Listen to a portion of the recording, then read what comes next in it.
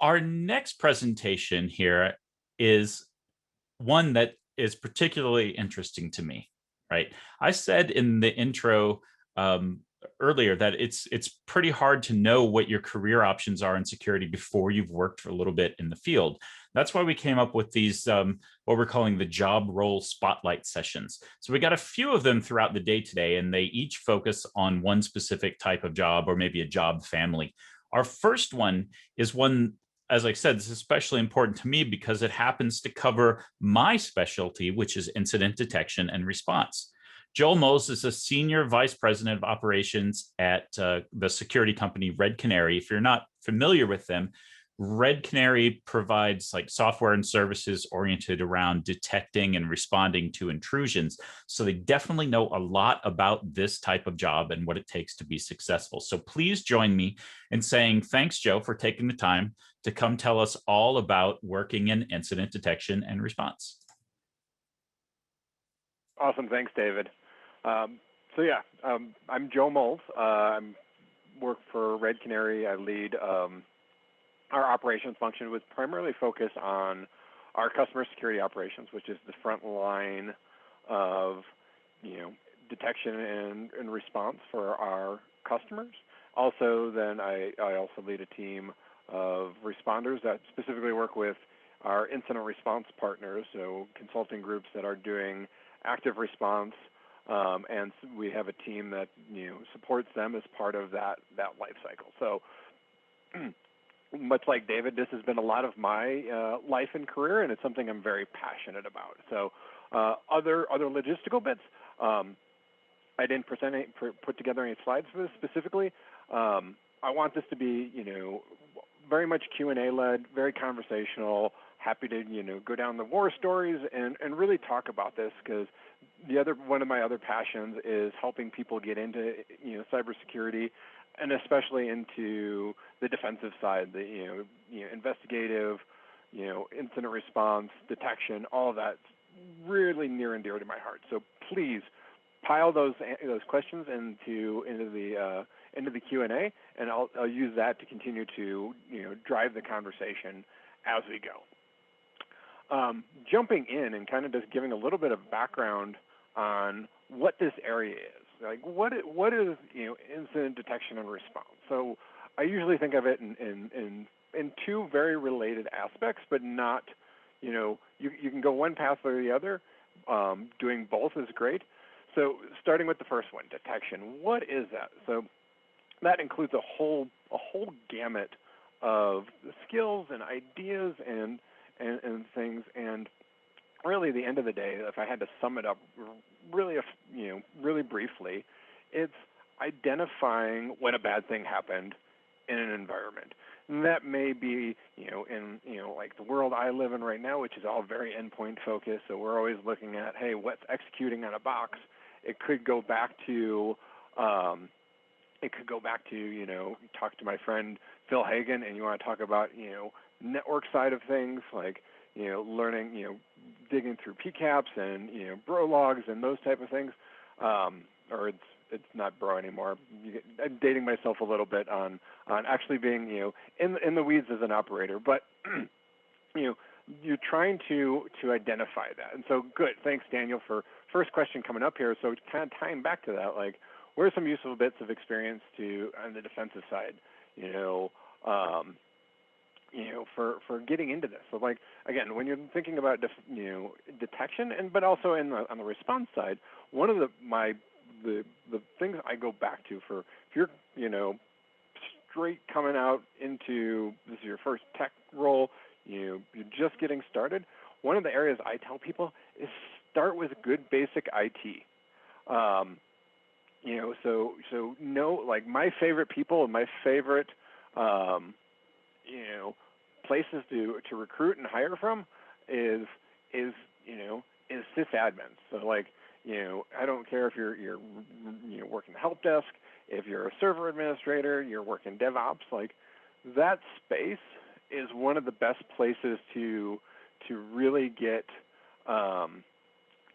that that base knowledge. And the reason I say that is two things: system administrators and help desk folk and tech support, they know where all the bodies are buried. They've seen all of the creative things that users will do to break things. They'll see all the silly things that they download that get them into trouble, and they know how they know how systems are supposed to work. The other thing is, great system administrators are great at trying to automate themselves out of a job. So they get really creative at solving hard problems. So those two skills plus that investigative mindset really set you up for that. And again, on the detection side, that's what you're doing. You're trying to really jump in and learn that. So if you can just get your basic, in some area, understanding the systems, in modern systems, like maybe it's understanding identity, but really know like the core fundamentals of that will give you a really good base, and then you can start thinking about, well, how would somebody do something bad in this area? Cool, and you guys are firing the questions,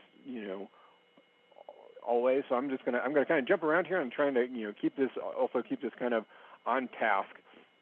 So again, looking at some of this, some of the questions, again, kind of I see Catherine in the Slack channel, like, what is the number one skill? It's that creative mindset and that drive to investigate is really if I have to, because I can teach somebody about cybersecurity. I can teach somebody about specific tools.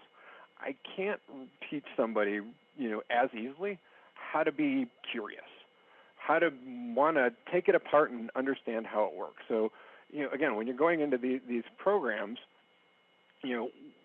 learning that, like, one of the things I look for hiring people is not what their job is, not what their formal education is, but what are they working on outside? Are you contributing to open source projects? Do you have a lab that you're running through and learning these things? Are you exploring these ideas? What hobbies do you have? Do your hobbies smell and look a lot like what you're doing? So those type of skills are really important. So just kind of working through some of these questions and a lot of good questions here about skills. So trying to read through questions that are flying through here. So kind of pivoting the other side, so detection side, like I say, is that I see that as the initial, the frontline investigation, coming up with the ideas of like, what does the bad thing look like and how do I identify it? The counter side to that, or the other half of that, is that response side. So we've identified it, and when you're you're working in the detection side, it's very much focused on looking through lots of data, pulling back those layers, figuring out how you can write signatures or detections or other analytics to identify those. Now, once you've identified and you've investigated and you said, hey, this is a bad thing, that moving into that response side, and that response side is now you're going to go deep in like, how do I clean this up? How do I make the bad man go away? So, like, again, learning those skills, and it's a similar skill sets, understanding those underlying systems. So if you're working in incident response in a typical Windows, Mac environment, understand like, how do you establish persistence? Like, which ways can an application restart itself on reboot? Like, where are things maybe stashed in the file system? How do those core file systems work? What's the difference between a registry on Windows or a plist on Mac, or all the etc flat files in a Linux environment, or if you're getting into cloud systems, like, where are the ways that people can make themselves persistent in a AWS environment, things like that. So as you're going through all of that stuff, like, again, learn this stuff, go explore it.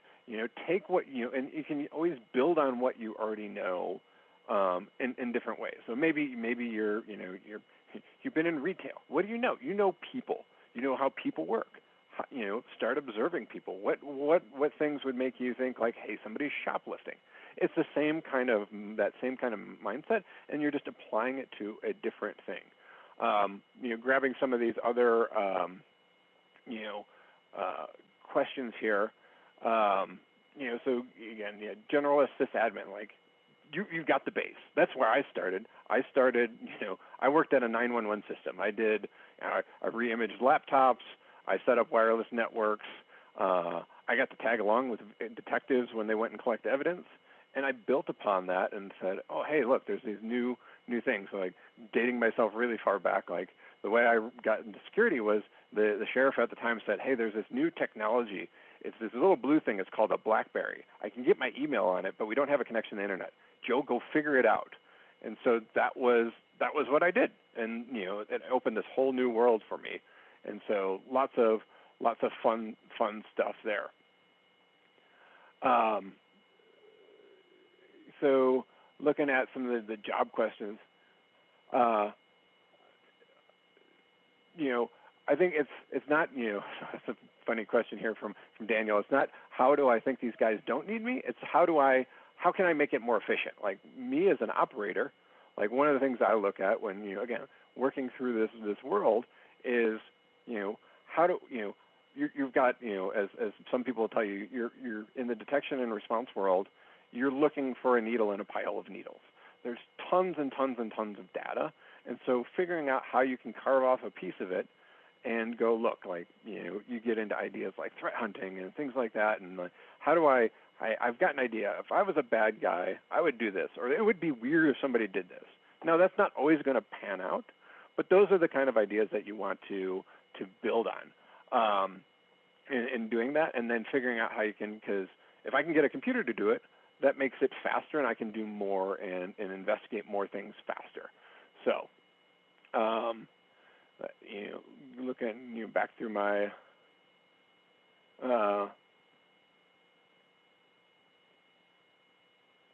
so here's a good one. So Rosemary asks, I have a bunch of clients who are inquiring about how to make their environment better.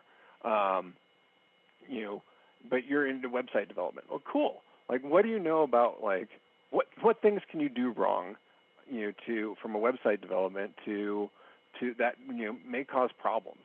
What ways could somebody put in the wrong information? Like, one of the very basic things, like from, web app security or any of that type of stuff, or is like, bugs get introduced, is like simple things like input validation, like going all the way back. Like, that's the root of, most SQL injection, a lot of cross-site scripting, all those type of things. It's like input validation. Like, what if I put the wrong data in? What would that look like? Hey, if something went wrong with my website, what would that look like? And how do I prevent that? What other controls do I have to make sure that, hey, the user using my website is the right user? Is there other active content in your website, and staying up on the vulnerabilities and things like there's things like that. The other thing is, like, again, I will say this, and you'll probably get tired of me repeating myself, but like better IT, and learning those IT, like that's the core to a good security program, is better IT.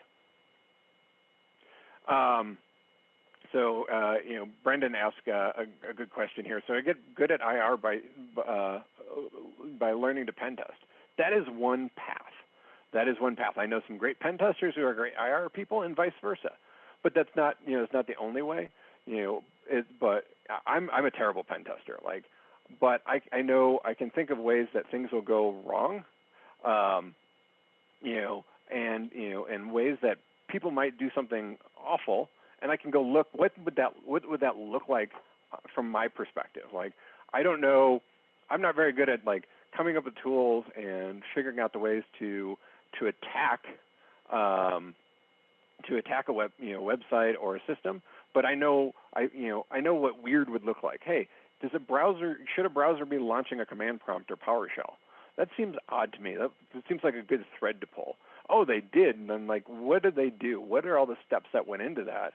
And what are the artifacts? Where do they put things? What, building out that timeline. That's when you start getting the response side. It's like, oh, hey, can I, you're putting on your kind of investigator hat, and okay, what's the timeline? What things happen? Hey, I identified a bad thing here. Did anything before that preface, what was going on? What happened after that? And what can I clean up? What should I remove? What does that mean? And what, can I infer from what's going on? So, trying to keep up with all the questions. You guys are awesome. I love this. So please keep it going. I think I saw a question in here about open source projects. So again, a little bit of self-direct to some of the projects that Red Canary runs, but there's also some other great projects out there. Open source projects to get involved in.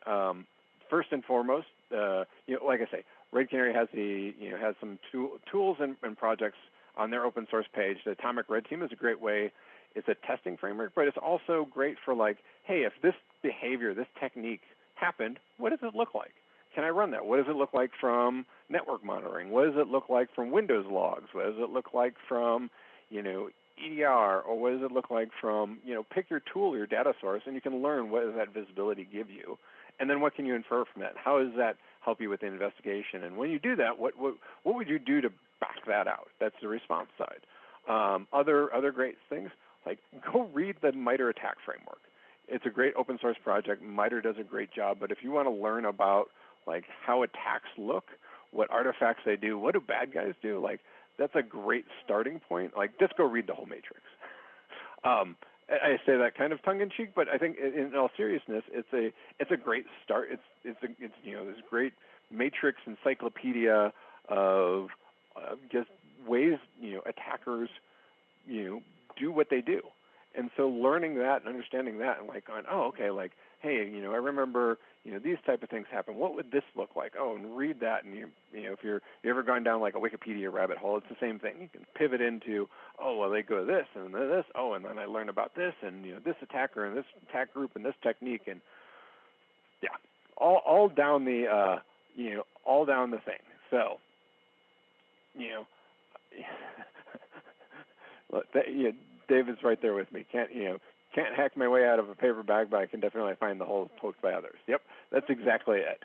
So I saw some other questions I think on here about education and certificates and everything else like that. So I will key you in on at least how I do job interviews and job selection. I don't care what you have for education. I know some of the smartest cybersecurity people I have no formal education, in a degree or certificate or anything like that beyond high school. Now, I think there's some great training opportunities. I think SANS does a great job. I think there's other certificate programs that do a great job to accelerate and help you do that, but it's not necessary. So, again, I don't care if you have a degree. What I care about is how can you think through a problem, and depending on what like I'm looking for, if you're like when I hire for my detection engineering team, it's partially like how do you think through the problem, and then what skill set do I need to augment that team right now? Hey, I've got a bunch of really great investigators. I need somebody who can write code and script to help the team do that better. Like cool, and they'll bring that in, or maybe I need this, or maybe it's like I've hired people with 20 years experience on the same team that have this is their first job. And so it's how do you work through those problems? I mean, one of my favorite coworkers and hires, and go follow him on Twitter. He's forensic IT guy. Tony Lambert. He was a sysadmin at a community college out of in Tennessee, and interviewed him and brought him on. Now he's one of our leading threat intel guys. And he's been awesome. I mean, I think he's written, during his tenure in the detection engineering team, I think he wrote half the analytics that were created during that time. And he's amazing, great guy to follow. And again, like, he was working as a sysadmin, and I don't care what does he do, so okay, cool. I'm gonna jump more like. Get more in here. Let's see. I think I got that one. And okay. So William asked, certs or open source projects? Open source projects, hands down. Go do that. Go. It's a great way to network. It's a great way to give back to the community. It's a great way to build those skills that you need. So 100% recommend that. Let's see. Daniel again. How do I get into 911 stuff? Go apply at the local municipalities. That's the 911, and local government are not are not going to be where the big bucks are. I will say, it's a little bit of a hard grind, but it's a really good opportunity because local municipalities typically don't have a lot of money to throw at things, And so it's a jack of all trades, do all of the things kind of opportunity, and it's a great way, again, to contribute and have a meaningful impact. Okay, so here's a good one. So Ross asked, what is the divide time split between detection and response team between writing detections and responding to them? So in our ideal state, so we in our team we have it's a little bit separate. So we have the detection engineering team who writes all of our analytics. So they're doing all the initial investigation to identify a threat. So that's what and then they're splitting their time between that. And it's depending on the person and their skills and their focus, it may be a 30-70, it may be a 60-40, it may be 70-30 the other way between writing analytics and doing those investigations. And then we have separate teams that work with our customers that then work on the response side. And those two teams have to work really closely together and understand how each other works, but it keeps that good focus. Now, in a other organization, it may be a combination of both. And it's how much you're responding, I guess, is how much you're finding and how well you've secured your network too. Maybe a thing. I see David popping up, and I had forgotten to start my timer. Until I was probably 3 questions in, so I'm thinking that's my cue that I'm wrapping up. But I will be in the Slack channel, and I will continue to rapid fire all of your questions. This is super fun. This has actually been one of the most fun talks I've done in a long time, so I appreciate that, everyone. And I will post my contact information in there. I am rabidly focused about responding and helping people get into this space. So please reach out to me. I'm always happy to talk. So I'll leave it there, and I'll shut my mouth now. Thanks, everyone.